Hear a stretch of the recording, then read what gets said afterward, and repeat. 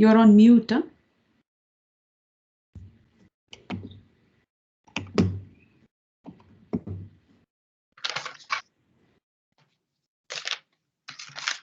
Ready?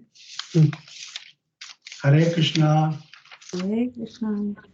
Sri Damodar Ashtakam. Namamishwaram Sachidananda Rupam. Namamishwaram Sachidananda Rupam. Satkundalam Gokule Rajamanam. Lasat Kundalam Gokule Prajamanam. Yashoda Yogaladavamanam. Yashoda Yolokaladavamanam. Paramrishta Madhyanta Dodritya Gopya. Paramrishtam Atyanta Dritya Gopya.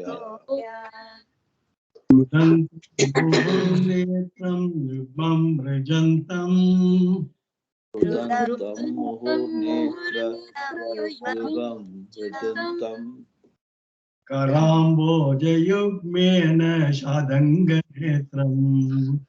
Karamboja Yuga Yugmena Shadanganetram.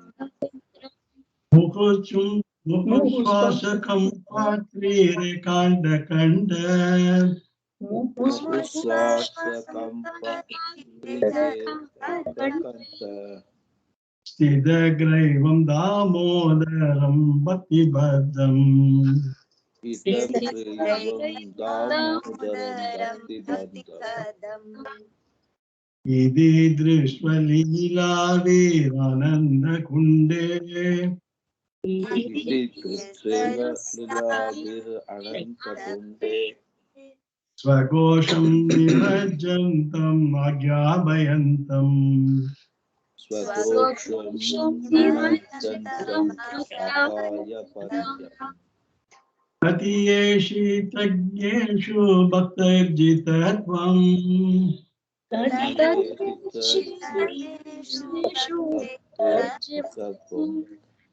Puna Premadastam Jadavriti Vande.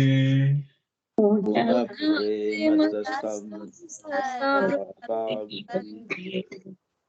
Varam Deva Moksham Mokshavadim Va.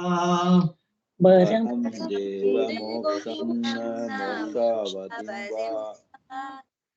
Nachanyam Raneham Varishadapiha.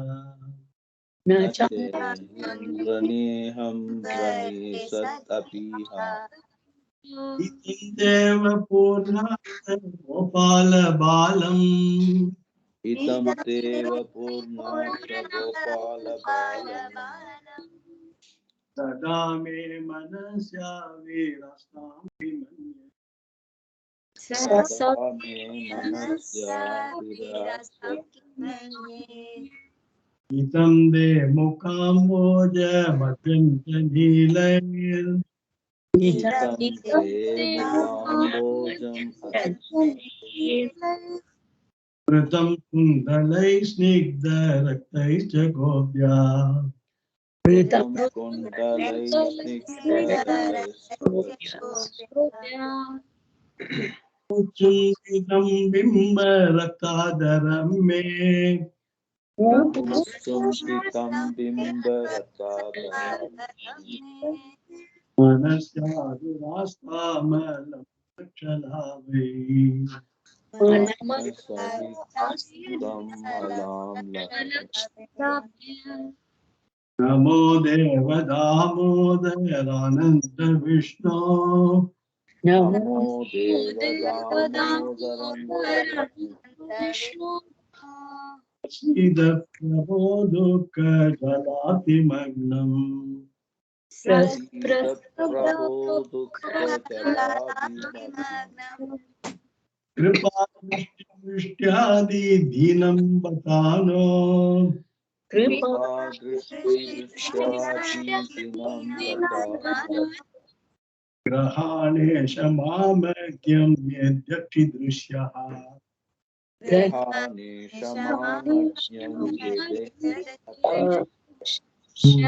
आत्मजो वक्तमुचैव यत्त्वत् कुबेरात्मजो त्वया मोचितौ भक्तिमतौ कृतौ च मोचितौ भक्तिमतो तथा प्रेम भक्तिं स्वकाम्य प्रयच्छ तथा प्रेम भक्ति स्वपाद प्रिय ग्रहो मेस्ति Damodare Namo Namo मोक्षगृहे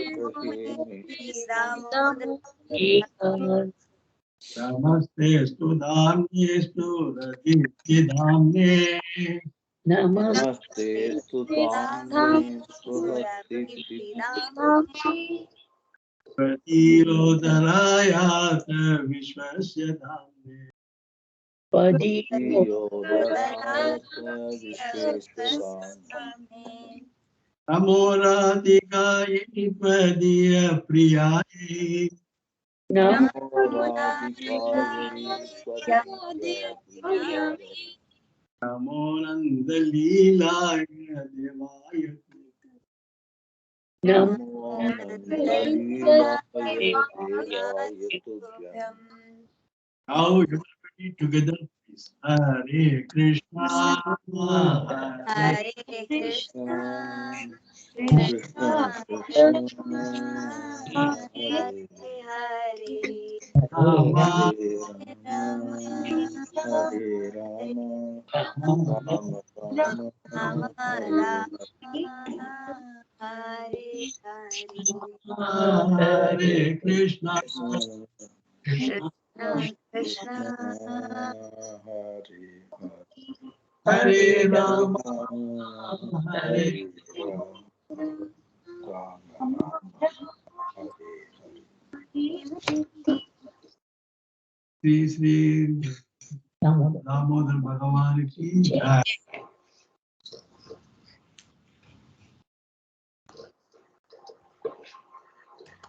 Very nice, very nice.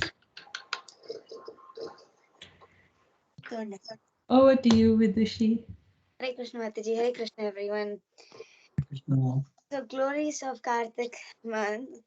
So Karthik is the best and most glorious of all the months. Karthik month is particularly dear to Lord Sri Krishna. This month is full of Bhakta Vatsalya. Any vrata, even the smallest, will yield huge results. The effect of performing the Kartik Vrata lasts for 100 lifetimes, whereas ordinary Vratas only last for one lifetime. Srimati Radharani is the presiding deity of this holy month of Kartik. Rupa Goswami and others refer to Radharani as Kartika Devi. Kartika Devi. In other words, Radharani is the goddess or the presiding deity of this month. This is from Padma Purana. Srila Sanatan Goswami has said this in his Hari Bhakti Vilasa. There are many references to the glories of this month in various scriptures.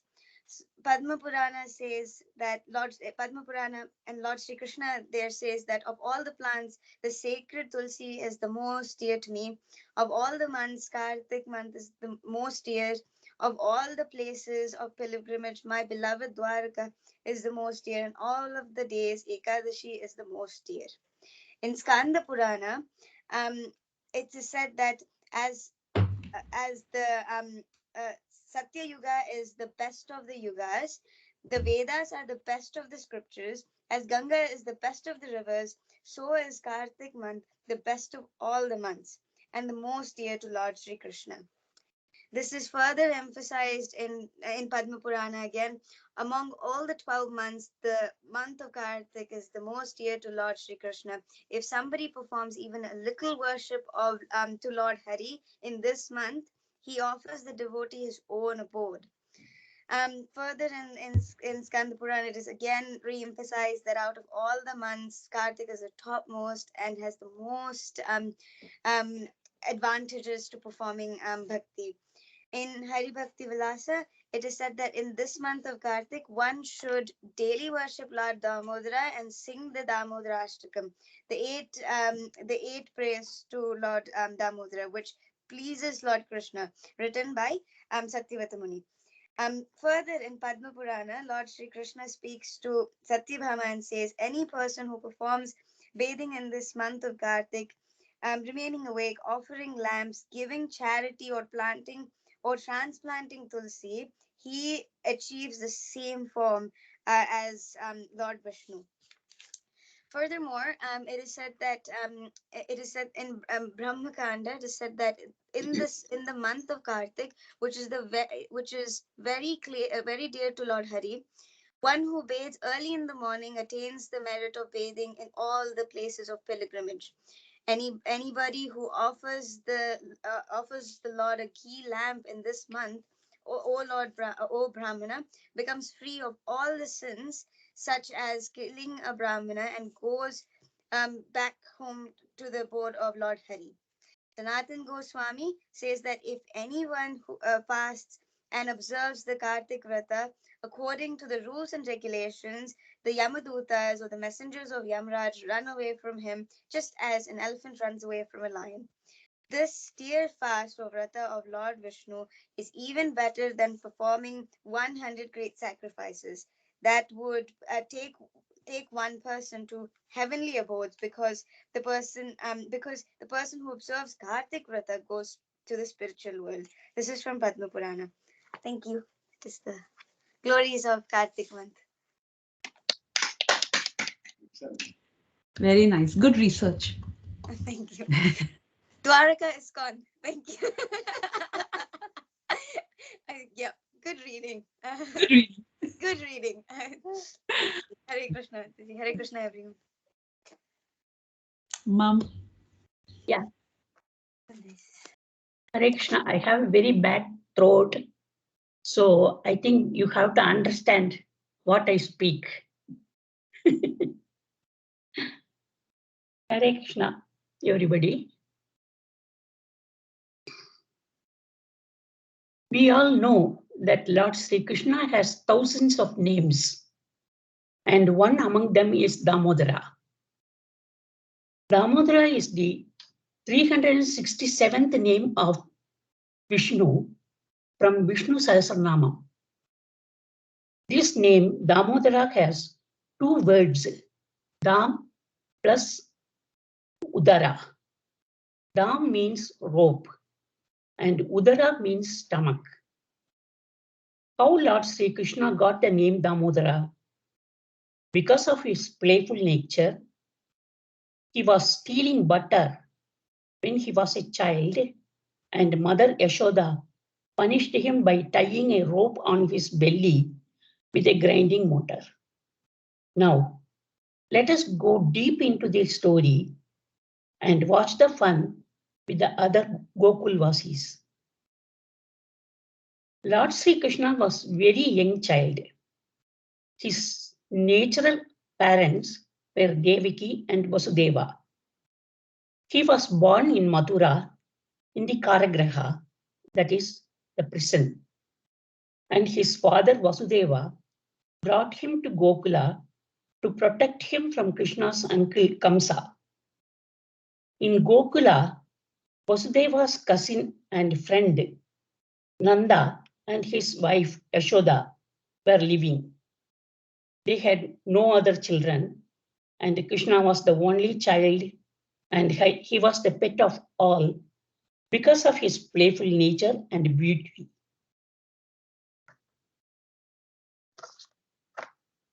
This story starts in the month of Kartika. It was the Deepavali day.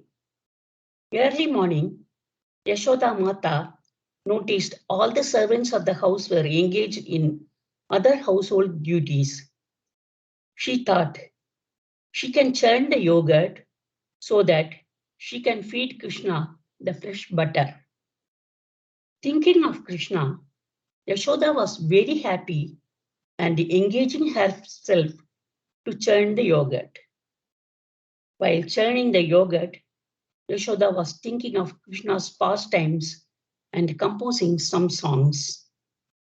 She was happy to sing and engaging herself in her work. Hearing his mother singing, little Krishna woke up from his sleep and came where Yashoda was busy chanting.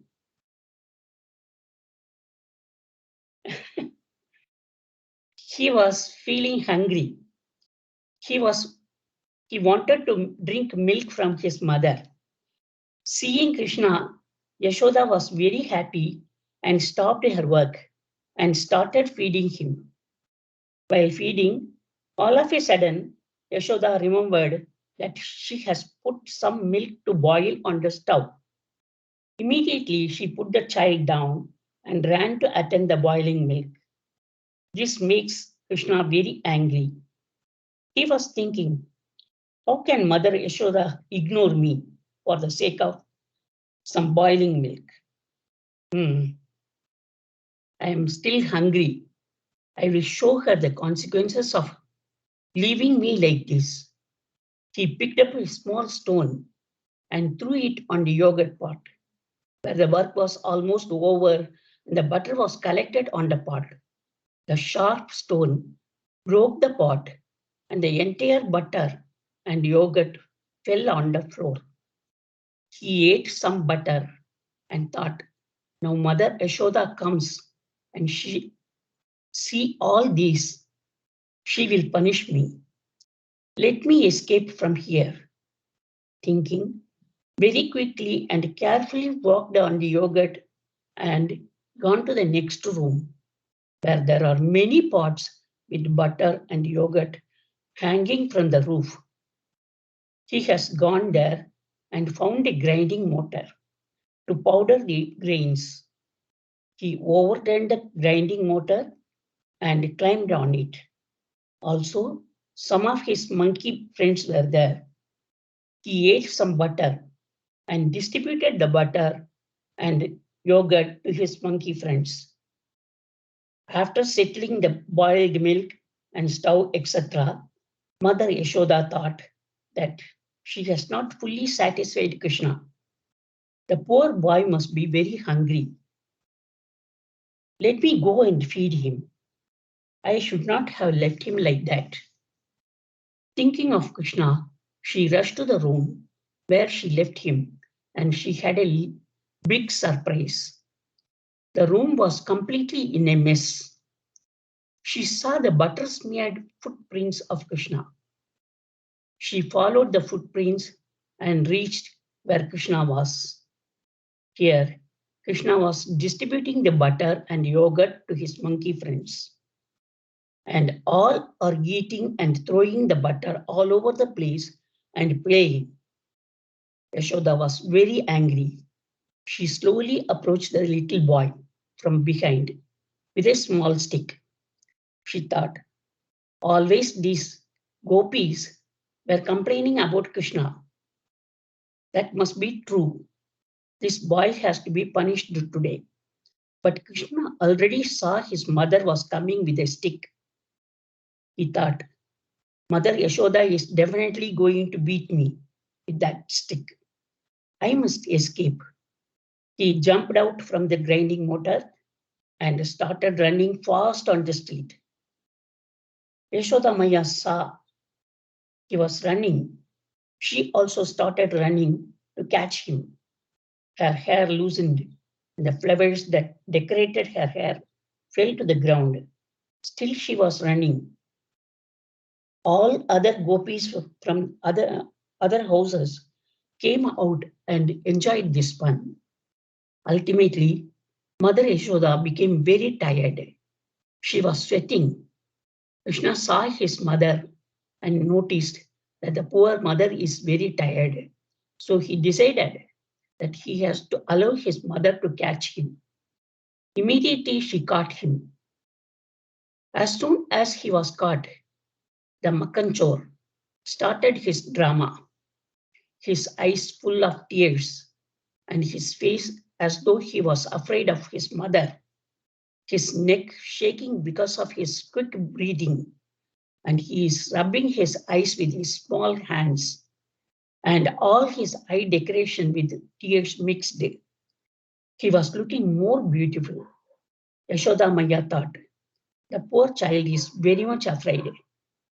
She threw her stick away and said, don't cry. I will not leave you. I will not beat you. Yet I will give you a punishment. Look, I will tie you with that grinding motor so that you can't play with that with your friends. Krishna had a sigh of relief. He was watching how she is tying. She got some ropes from the house and tied him with the motor. When she was tying the final knot, the rope was 2 fingers short. She got more ropes. Still, it was 2 fingers short for the final knot. She was wondering and got more ropes from the other gopis' house. Still, it was 2 fingers short. Krishna was watching the fun. All the ropes were exhausted. Yashoda was very tired. She could not tie him, always 2 fingers short. So, what do those 2 fingers denote? One is the desire of the pure devotee, and the second one is the causeless mercy of the Supreme Lord. After a long time, she gave up her hopes, sitting and crying. She was telling, Krishna, why are you bothering me so much? I will not speak to you. Krishna thought, his mother is helpless now. I should allow her to bind me.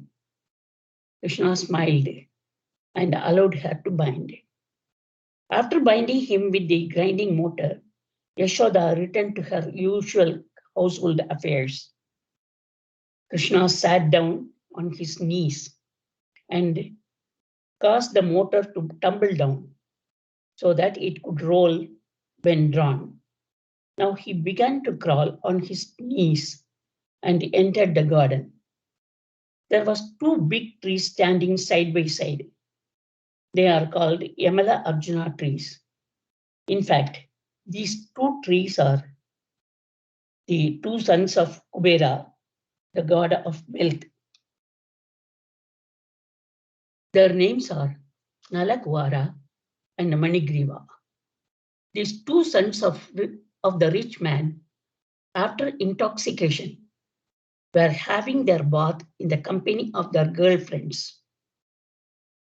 All of a sudden, Durvasa Muni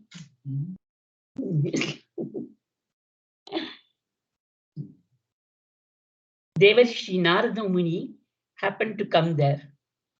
Seeing the saint, both the girls put on their clothes and got aside.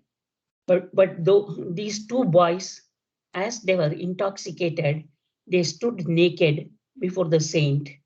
The saint could not tolerate their behavior and crushed them to become the trees forever.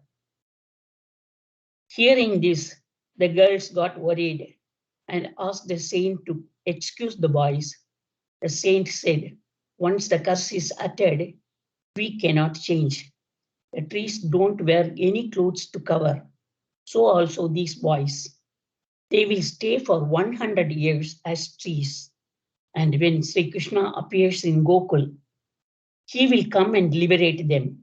And they will get rid of their curse and return to their original place. Coming back. Now Krishna dragged the motor crawling in between the trees.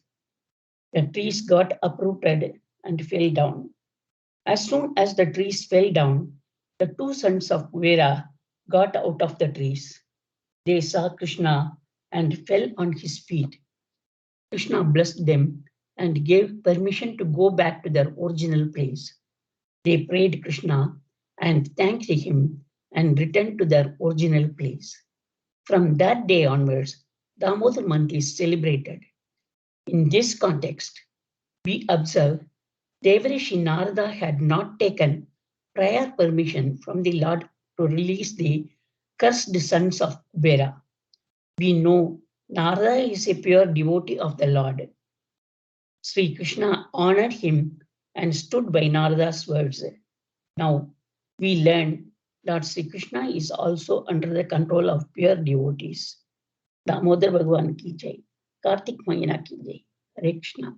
Thank you. Sorry to bow. No, it was beautiful. So nice, Karthik. So nice. Excellent. Nice. Very good. Excellent. Thank you. It was so nice. Yeah. And I like the fact that, yes, Durga Samuni is the one who vomits curses. So it was okay.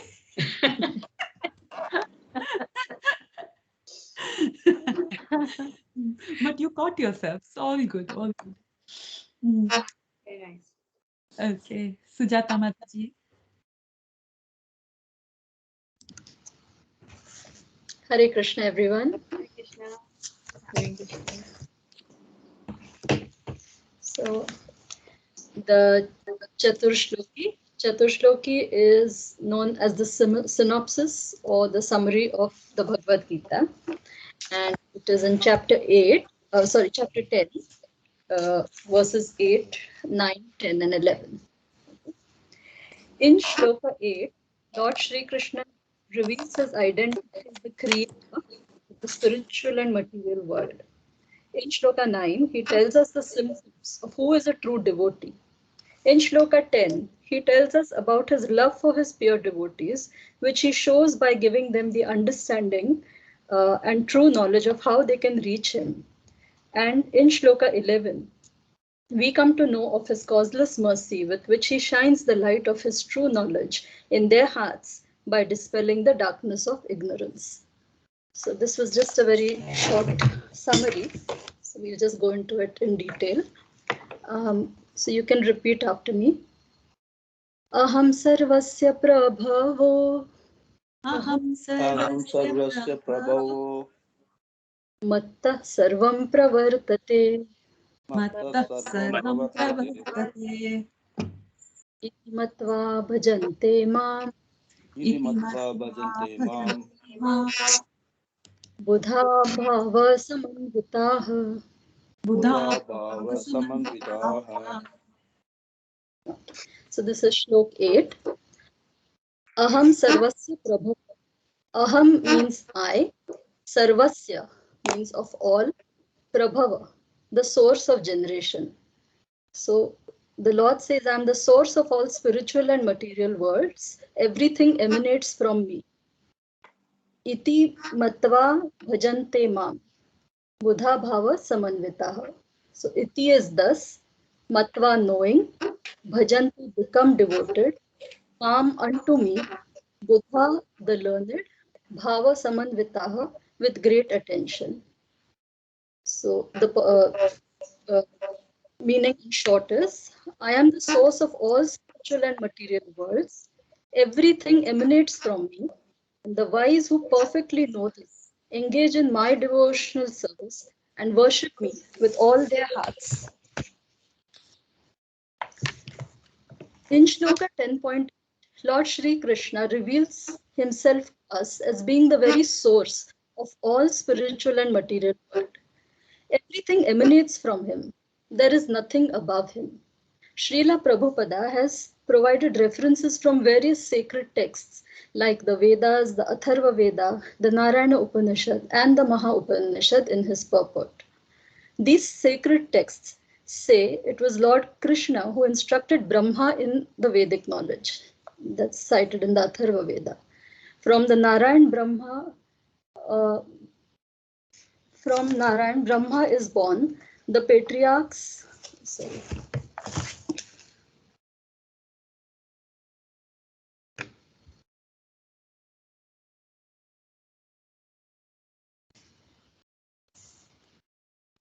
The patriarchs, 8 Vasus, 11 Rudras, and 12 Adityas are born. This is another sighting. The Vedas also refer to the Lord Brahmanyo Devki Putra, the son of Devki. Krishna is the supreme personality. And the Vedas also say that Brahma and Shiva were created by the Lord. So one who understands this identity of Lord Krishna as the originator of all is able to worship the Lord with all his heart and render true devotional services. This knowledge of the Lord as the creator is known by those who are wise and truly learned. Moving on to Shlok 9. You can repeat after me. Macchitta madgata prana Machchitta mattada prana bodhayantah parasparam bodhayanta parasparam Parasparam kathayantascha mam nityam kathayantascha kathayantascha mam mam nityam nityam tushyanti cha ramanti cha. tushyanti cha tushyanti ramanti cha. Macchitta madgata prana. So Macchitta is their minds. Chitta is mind. Minds are fully engaged in me. Madgata prana. Their lives are devoted to me. Bodhayanta parasparam. Bodhayanta is preaching and parasparam is amongst themselves. Kathayanta cha mam nityam. Kathayanta is talking. Cha also. Mam about me.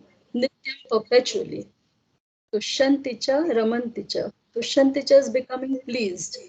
Cha also. Ramanti cha enjoying transcendental bliss. The meaning is the thoughts of my pure devotees dwell in me. Their lives are fully devoted to my service, and they derive great satisfaction and bliss from always enlightening one another and conversing about me. In this shloka, Lord Shri Krishna describes the qualities of his pure devotees. His pure devotees who recognize the Lord as the original creator of everything that is there are fully engaged in glorifying the qualities, pastimes, and opulences of the Lord.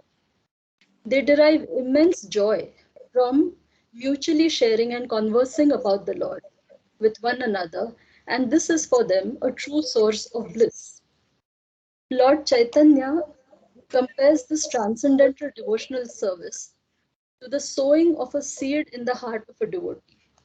With the watering of the Hare Krishna Mahamantra, this seed grows and flowers, breaking the coverings of the material universe to reach the spiritual sky and take shelter under the lotus feet of the Lord.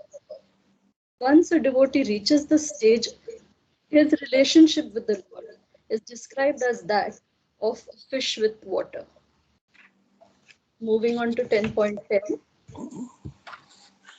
you can repeat after me. Tesha sapatayuktanam Tesham yevanukampatam bhajatam pritipurvakam bhajatam bhajatam pritipurvakam dadami buddhiyogam tam dadami dadami buddhiyogam tam buddhiyogam yena mam upayanti te. yena yena mam upayanti te. manupayanti.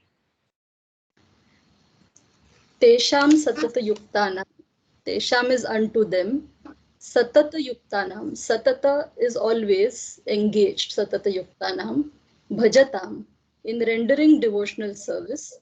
Priti purvakam. So full of love and ecstasy. Dadami. I give. Buddhi yogam. Real intelligence. Tam. That. Yena. By which. Mam. Unto me. Upayantite. Come. Te is they. So, to those who are constantly devoted to serving me with love, I give the understanding by which they can come to me. The Lord explains in this verse his love for his devotees, which he shows by giving his devotees the path by which they can reach him.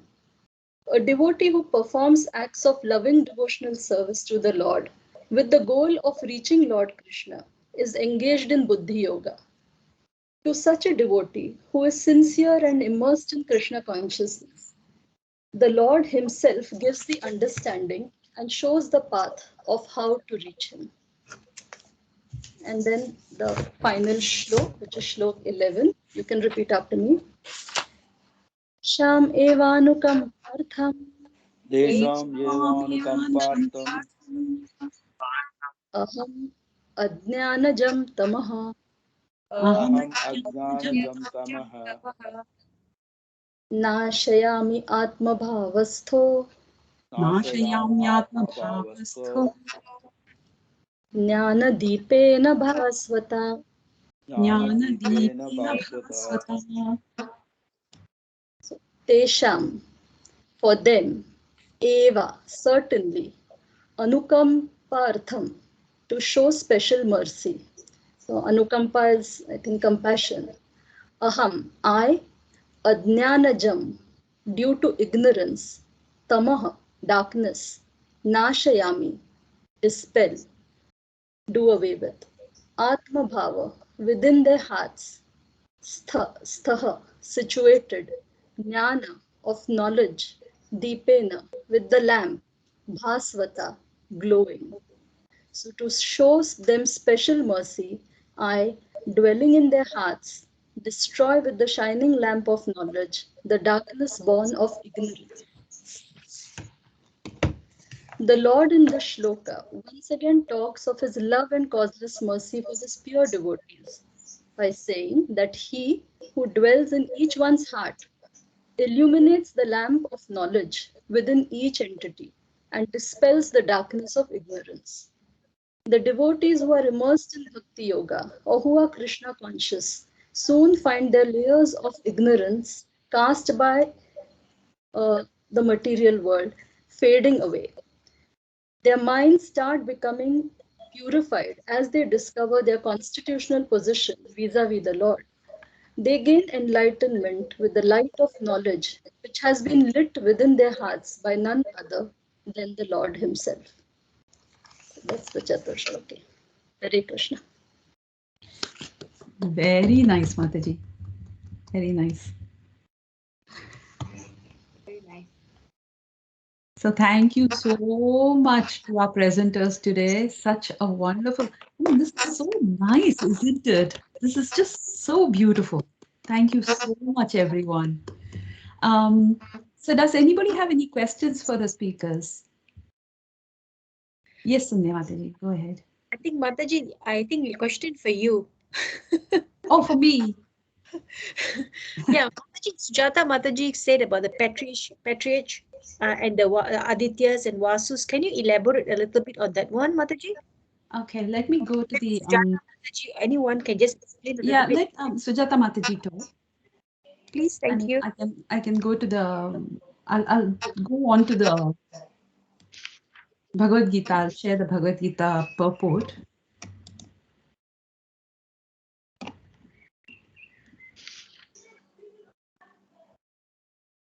Can I just explain that, Mataji? Because I Please had go written ahead. it in short, so I Yeah, couldn't go ahead. Yeah. read it. I'm sorry about that. But yeah, this is about the shlok 8. That is the first shlok of Chaturshloki, where the Lord says, Aham sarvasya prabhavo matta sarvam pravartate iti matva bhajante mam buddha bhava samanvitaha. Where the Lord says, I am the source of all spiritual and material worlds. And to corroborate this, Srila Prabhupada has given various sightings from the Upanishads and the other Vedic scriptures. So there was the sighting in the Narayana Upanishad, and those verses are like this. From Narayana, Brahma is born, and from Narayana, the patriarchs are also born. From Narayana, Indra is born. From Narayana, the 8 Vasus are born. From Narayana, the 11 Rudras are born. From Narayana, the 12 Adityas are born. This Narayana is an expansion of Krishna. So this has been cited in the Narayana Upanishad, and there have also been sightings in the Atharva Veda and in the Moksha Dharma as well, which has been told to us by Prabhupada in his purport. So these go hand in hand with what the Lord himself has said, that he is the creator of this very world. So it's just Prabhupada has explained to us in his purport by giving these sightings. That's, yeah. Thank you, Mataji. Yeah. Thank you, Sujata Mataji.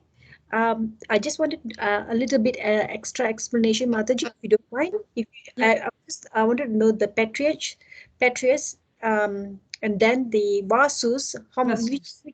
and who are we referring to, and the Rudras, Adityas. This was my question. Who are we? I mean, the addition. Maybe some names we have mentioned before. I'm not so sure because I cannot really find the information from here. Okay. Okay, thank you. So, so let's start with the Adityas. Adityas are the sons of Aditi. Okay, so Kashyap Muni has two wives, Aditi and Diti. So the sons of Aditi are called Adityas. The sons of Diti are called Daityas. Okay, so the Daityas tend to be the Asuras, whereas Adityas are they include Indra and his brothers. Now, in the Bhagavatam, there is the story of how the Adityas came about to be. So, Indra basically gets he gets fearful that his throne is in jeopardy when Mother Aditi is pregnant. So he actually approaches her and he cuts the embryo up. And so there's all that story there, okay? So that's how the Adityas are born. And then they then end up serving him. The Vasus are also demigods who serve Indra. So there are 8 Vasus, of which Bhishma Dev is actually one. So the 8 Vasus were born on earth due to a curse, and they were born as sons of Ganga Devi, the sons of Shantanu and Ganga. Yeah, and when Ganga Devi would throw them into the river every time to kill them, she had told Shantanu Maharaj that you can't question me, you can't stop me. And he was following that injunction. And in the process, she managed to release 7 of the Vasus from bondage. But when she was going to throw the 8th one, Bhishma Dev, that's when Shantanu Maharaj could take it no longer and he stopped her. So the 8th Vasu is Bhishma. So that is, where the Vasus are coming from. Pitrus are the forefathers. Okay. So our forefathers, when the forefathers have done a lot of pious deeds, they go to Pitruloka. And there they are treated like demigods. And in the 10th chapter, Krishna says that of all the Pitrus, I am Aryama. So the leader of the Pitrus is called Aryama. So those are the Pitrus. Okay. Now, basically, by this particular shloka, Narayanad Brahma Jayate. Brahma is born from Narayana. It's here in the Narayana Upanishad. Narayanad Brahma Jayate. Narayanad Prajapatihi Prajayate. Who are the Prajapatis? The Prajapatis are the forefathers. Yeah, well, not forefathers. What is the word for it? Progenitors. Progenitors, not forefathers, progenitors. So you have Kashyapa Muni, who's a Prajapati. You have Daksha, who's a Prajapati. The word Praja means children. Pati, the Lord, so their job was to increase population. So in the process, you had, for instance, Kashyapa Muni. He is the father of the birds, the snakes, all kinds of animals. So not only did he have Aditi and Diti as his wives, he had so many wives. Okay, so for instance, Garuda is born from Kashyapa, and his mother is Vinata. So that is why he's called Vainateya. And Krishna says in the 10th chapter, Vainateyascha Pakshinam. Of all the birds, I am Vainateya, I am Garuda. He says that. So similarly, the snakes also come from Kadru, Kashyapa and Kadru. So in this manner, there are so many different species had to be created in order to I wouldn't say created, had to be propagated in order to fill up the creation. So that is the job of the Prajapati. Narayanat Prajapatihi Prajayate. Narayanat Indraha Jayate. So Indra is also born from Narayana. Narayanat Ashtau Vasavo Jayante. So the 6 Vasus, 8 Vasus are born from Narayana. Narayanat Ekadasha Rudraha Jayante. 11 Rudras are born from Narayana. Now these are, so when Lord Shiva came from the forehead of Brahma, he came out crying. Crying not in fear, crying in anger. So, and he started to basically just go a little berserk and destroy everything. So Brahma had to calm him down and say, look, and his name is Rudra because he was crying. Rudra, Rodati iti Rudra. So he was crying.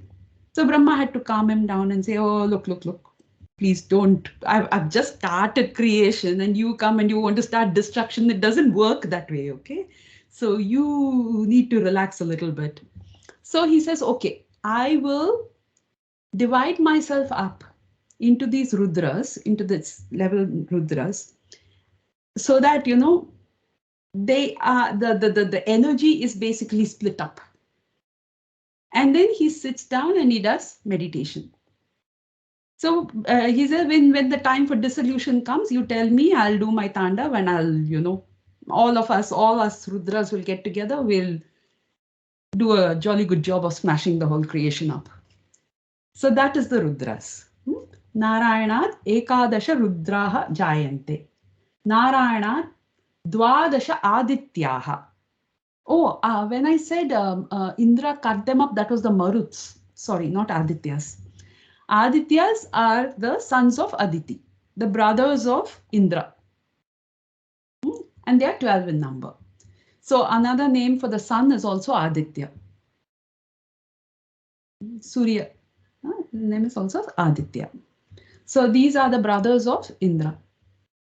So this is what is stated in the Narayana Upanishad. So the whole idea is you name anyone, they come from Narayana.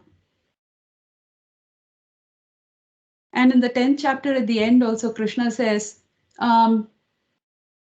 what I have just told you now, after telling the entire 10th chapter saying I am this and I'm the best of this and I'm the best of that, Krishna says, whatever I've told you is just a small example of my glory, of my opulence. So this is also a small example of Lord Narayana's opulence.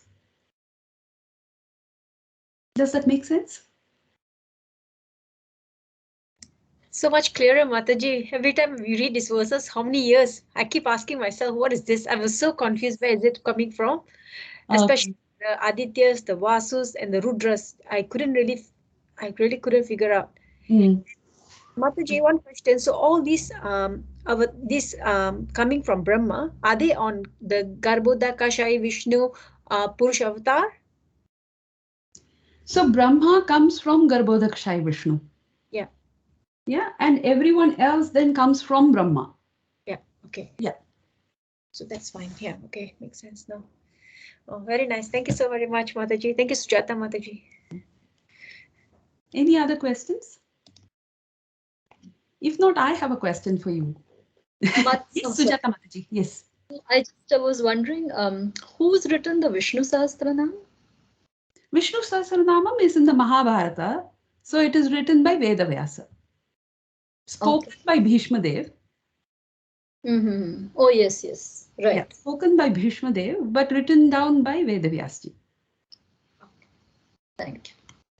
But can I continue the question, Mataji? Sujata Yes. Mataji asked such a lovely question. The Vishnu Sahasram, what I read, it takes a long time to recite the whole thing. It's about 45 minutes, 45 minutes to recite the 1008 names. When you said Bhishmatama spoke, was he speaking when he was when he was alive on the last 5 days or last few days or what? When Yes, so he spoke it on the bed of arrows. Okay. Okay. Because he was asked. Yudhishthira asks him so many questions, and that is how the whole Vishnu Sahasranamam actually starts. Kenopayena Laghuna Vishnu Nama. How does it start? Shuklam Varadharam Vishnu. Shashivartam Chaturbhujam Prasannavadanam Dhyayet Sarvavignopanshante Vyasam Prashisha Yudhishthira Uvacha. Wait. When you start saying that, it will never come.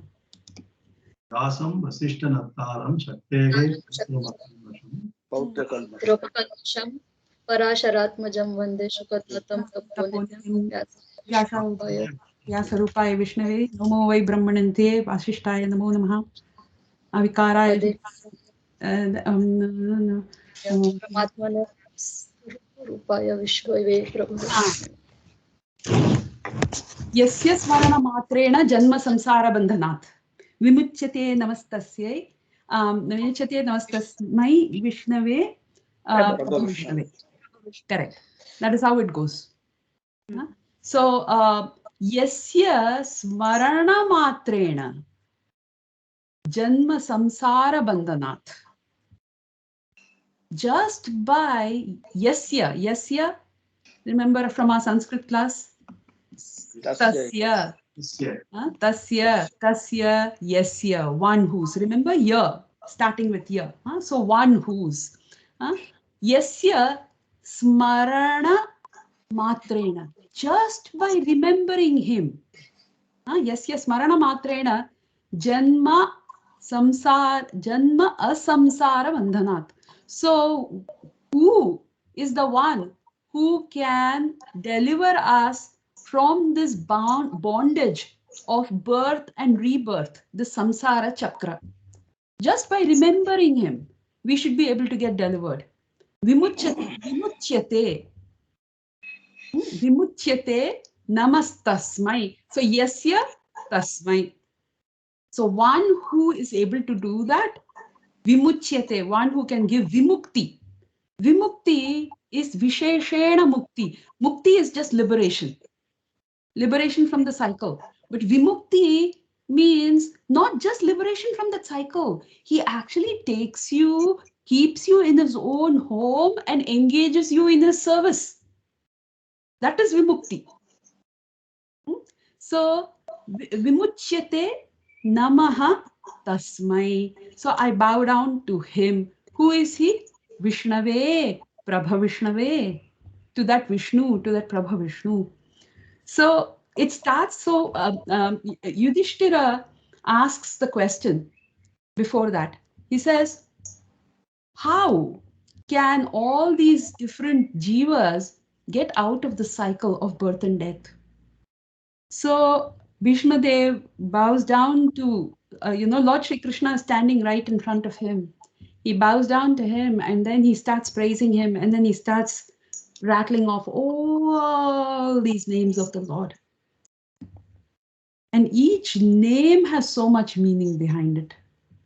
So, yeah. So that's the Vishnu Sahasranam. But it was compiled by Kurattarwan's son, Parasara Muni. Yes. Yeah. Yes. Parashara Muni happens to be the father of. Not that Parashara. Oh, yes, yes. Kurattarwan's son. Yes. He only compiled the Vishnu Sahasranamam. Earlier, it was not in order. But Bhishma was telling the names, different names of Krishna. He was telling who he is. Do you know that he is the Krishna? He is the real. He is the God. you should understand who he is. He is acting like a ordinary person. He has got different names. He has got, so he was telling 1,000 names, but it was not in order. This Kuratalwan son, he compiled Okay. all that. Okay. Okay. I didn't know that. Okay. He was the prasadam of Lord Ranganatha, Ah, Kuratalwan son. They okay. don't have biological son. He Yeah. was the prasadam of Lord Ranganatha. Wonderful. Okay. It was Ramanuja's vow. Actually, uh, Ramanuja, he wanted to have two names, Parasarar and one more name, Parasarar's father or somebody. Mm. Two names he wanted to have, the best children. But Mm. he married, but he did not live with his wife long. Yeah. So he was waiting for a chance. And then one day, Kuratalwan's wife, she started asking Lord Ranganatha, "What is this? My husband, he is not taking any food. Normally, he will take at least one time a food. Today is raining and there is no prasadam, nothing. He is hungry. You have to feed him." Then the prasadam comes from Srirangam, Lord Ranganatha temple, and both of them they ate. After that, she conceived. The child is not biological child, Mm. and it was the prasadam of Lord Ranganatha. So immediately Ramanuja, he named them. One is Parasara Muni, the other one I don't remember that. Two Mm. children, both of them are excellent. And this Parasara Muni, he compiled this Vishnu Sahasranam. Okay. Oh, brilliant. Okay. Thank you, Prabhuji. Any other questions? The same Parasara Muni only brought the Govardhan hill. Am I correct? That is another one. No. That is another one. So another Parasara Muni. Yeah. You had a question, Mata? You were saying you had a question. Oh, yes. Yes. Oh, yes. I had a question. Did anyone get to watch that video I sent out yesterday? The TEDx talk? Okay. Okay. The reason I brought that up is because, yesterday Sanchita asked a very interesting question about how, the mind doesn't allow you to get up. Yeah. So it's not just about getting up. It's about basically doing anything in life. Yeah. Being successful in making your mind amenable to what you want it to do. Now, something like, let us say, waking up early. Firstly, so it all depends on what is the language we are speaking to the mind. Okay, so the first thing, now this particular video talks about what is called a 100% rule. The 100% rule is do or die. There is no going back. When I commit to doing something, I am 100% committed. It doesn't matter what happens to me. And when the mind has been, the word I think he uses is, just give me a minute. I remember seeing that.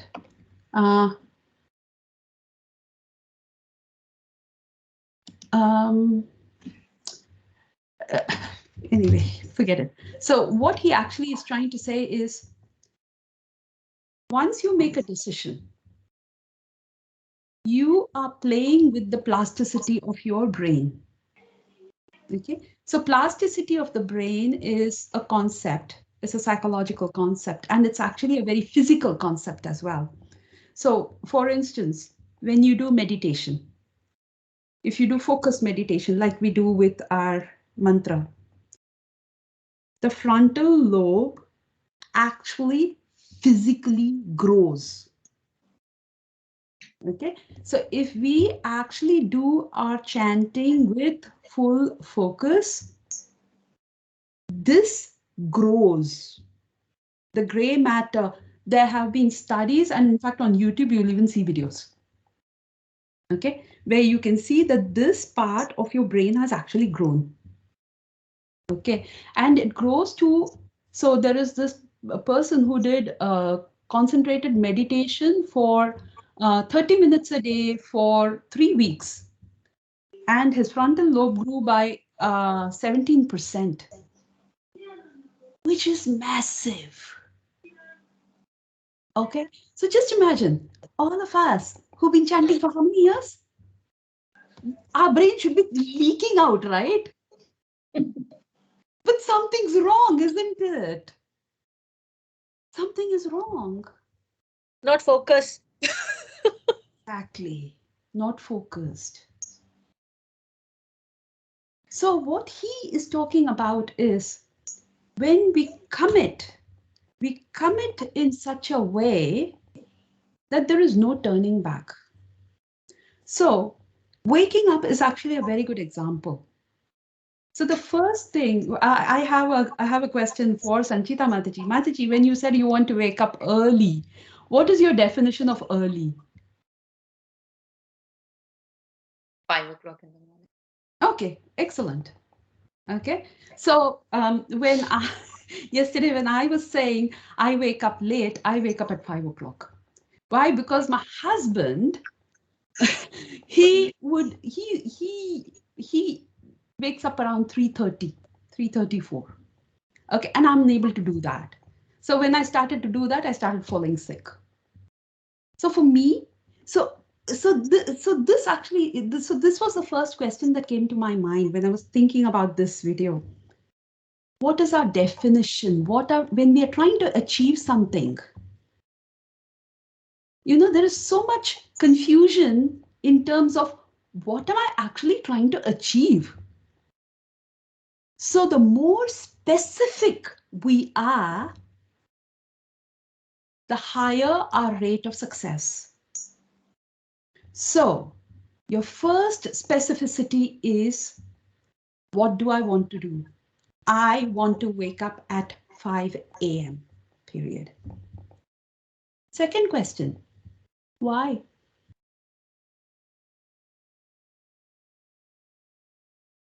Isn't it? Why? Again, go to sleep. After half an hour. Won't believe I did the same thing. I woke up at 5 in the morning. I started chanting at 5:45, and at 7 I slept again. No, but that's all right. The thing is, you woke up at 5. See, this is where the training part comes in. Okay, so you woke up at 5. If you have decided you're going to wake up at 5, you wake up at 5. You go back to sleep at 5:30, that's all right. But don't make that a habit. Because then what you're doing is you're training your mind that I will wake up at 5 and go back to sleep at 5:30, which doesn't help the whole success story. What helps make the decision is the why. The story you're telling yourself. Why am I doing it? Is this because I want to tell people, I wake up at 5, which is not a very, it may be a very, good motivator. If that is the motivation, fine. It may be a good motivator. Okay. Another reason may be, oh, this is the Karthik month. I'm doing it for the Karthik month. Now, this is not a very good motivator. Do you know why? Because you're doing it only for a short period. And your brain goes, hey, which means, it's not very important. It's only for a short period. And in that period also, I can shorten it even more. Why do I need to do 4 weeks? I'll do 3 weeks, 2 weeks. One day I'll do enough. Maybe on the last day I'll wake up, that's more than enough. See, this is the mind talk, right? So the second thing we are looking at is the why. So we need to give ourselves a very valid reason why we are doing it. And one of the most valid, one of the strongest reasons we can give ourselves for doing something is when we are doing it for another person. Okay? When we're doing it because we love someone else. Now, in this case, that someone else happens to be Lord Shri Krishna. Because if I say I'm doing it because I love myself, that also the brain says, what, you love yourself? No, sleep a little more. It's good for you. Correct? So that reasoning is not valid. So the valid reasoning is I'm doing it for someone else. Now this someone else may be, oh, okay, I'm waking up, I'm going to do this because let's say, someone is not well, so I'm doing it for them. But even then, if that is a temporary thing, it's not going to last. So we pick up that one permanent thing in our life, Lord Shri Krishna. He is going to be there whether anyone else is there or not there. His love is constant for us. So we pick that up as our reason, as our main reason. And then how do we work that reason into our brain? Before going to bed at night, we sit down and we make a list of everything we are grateful for that happened on that day and thank Krishna for each and everything. So what is happening when you go to bed, your heart is open. When your heart is open, there is a coherence between the heart and the brain. When there is a coherence between the heart and the brain, now all this that I'm telling you is very scientifically proven. I can send you videos, I can send you EEG charts to prove what I'm saying. Okay, so we're talking about opening up our heart and using that energy to convince our brain to say, he has done so much for me. Can I not do this much for him? And then if we are able to go to sleep chanting, then what happens is when you wake up, the first thing you're doing is chanting. And that reminds your brain, oh, I'm doing it for Krishna. Then that memory is triggered. Oh, this waking up is not for myself, it's actually for him. Then you're able to do it. And then if you sustain, that sustainability is important. If you're able to sustain this waking up for, let's say, a month, it becomes a habit. Usually they say 21 days. It becomes a habit.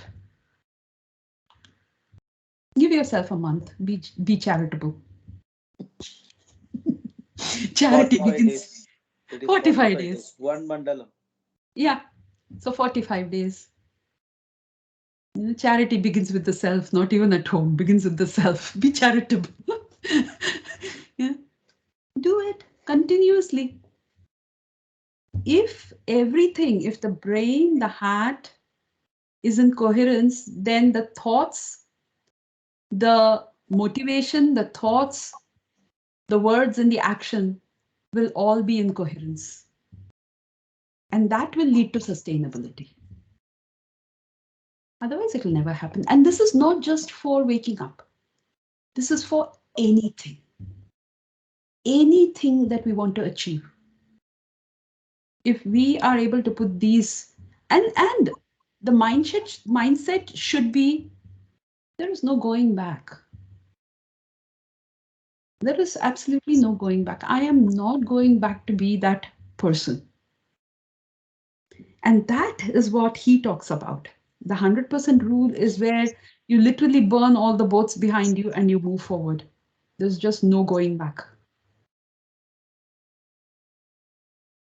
So yeah, that was my so yesterday when after the class I was just thinking,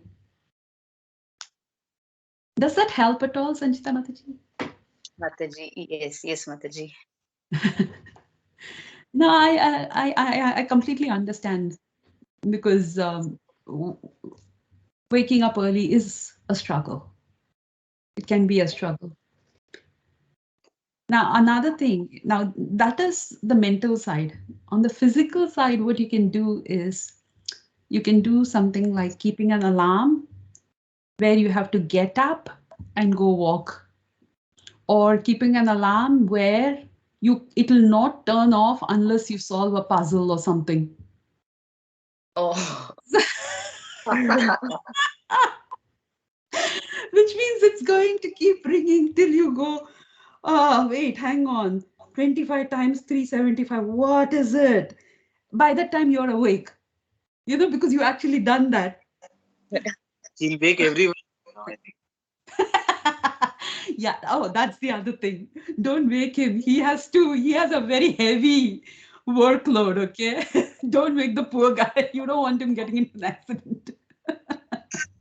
No, I wake up before her. Oh, yo!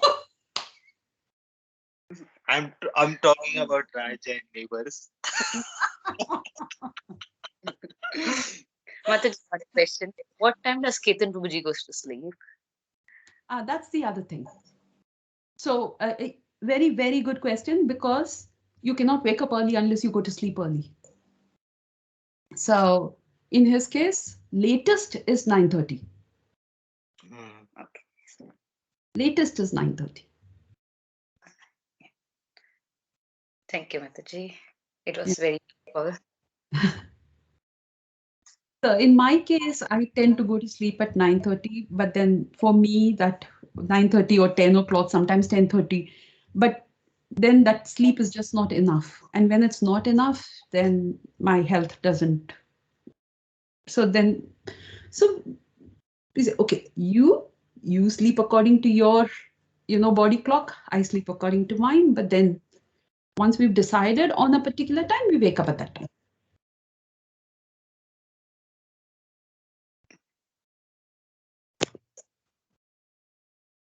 I Mataji, hope that was helpful. Yeah. thank you so very much. That was really very useful. Especially before going to bed, the thank you note. Yes. Oh, and if possible, just try not to watch any any media. And Yeah. when I say that, I mean don't listen to lectures, don't nothing for at least half an hour before you go to bed, because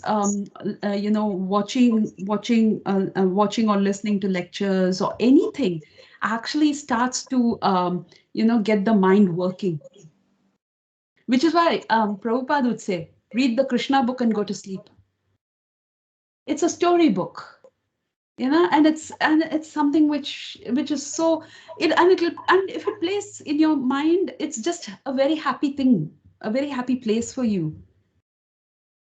But with other things where you're actually listening and you're learning something new and you're analyzing, that puts your mind in high gear, and that doesn't help with sleep. So if you intend to sleep at, let's say, 9 o'clock, then by 8:30, you should be out of everything and in bed reading a book, if at all, or just with your eyes closed, thinking of all the good things that have happened, doing your gratitude meditation, and taking deep breaths, relaxing, and off. Then you wake up happy. Otherwise, you wake up, oh my God, I have to get up. And that's another horrible, oh my God, that's a horrible way to wake up. Where your heart is beating, everything. Oh my God, I'm late, I'm late, I'm late, I'm late, I'm late. That's such a terrible way to wake up. And you're not even late. You're not, but because you were on that high alert when you went to bed, you wake up high alert. So yeah. So winding down is a very, very important process.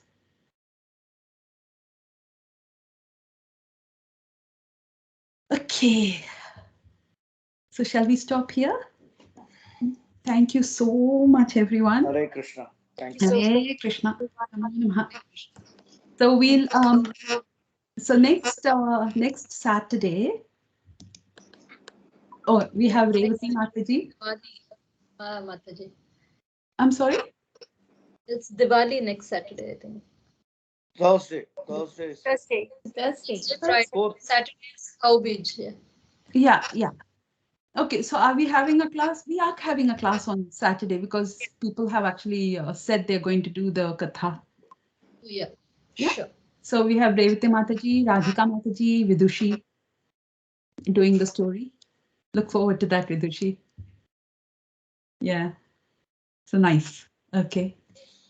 And others, Mataji, Diwali, Lakshmi Puja, Diwali, when is it? Is it Thursday or Friday? well, according to our Vaishnava calendar, it's on Thursday. Thursday. Yeah, just give me a minute.